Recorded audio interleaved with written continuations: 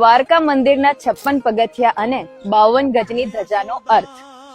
દ્વારકા મંદિરના જે 56 પગથિયા છે એની 3-4 માન્યતાઓ રહેલી છે, જે પૈકી એક સુપ્રસિદ્ધ માન્યતા એ છે કે પ્રભુ શ્રી કૃષ્ણના સમયમાં યદુવંશ ખૂબ જ વિશાળ હતો, એટલે સંચાલન કરવામાં આસાની રહે એ માટે એને 52 પ્રાંતમાં વિભાજિત કરેલા હતા, જેના 4 મુખ્ય દેવતા, એક પ્રભુ શ્રી કૃષ્ણ, બલરામ, પ્રદ્યુમ્ન અને અનિરુદ્ધ, એટલે 52 પ્રાંત પ્લસ 4 દેવતા મળીને 56 પગથિયાનું પ્રતીક છે.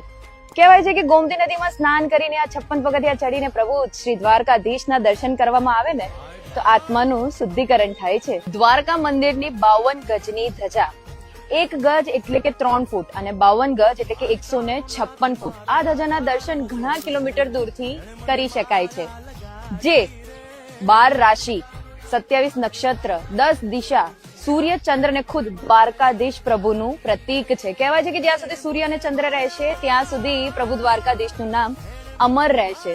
દ્વારકા એ ફક્ત નગરી નથી, પરંતુ પ્રભુની અનંત મહિમાઓના પ્રતીક પૈકી એક મહત્વનું પ્રતીક છે.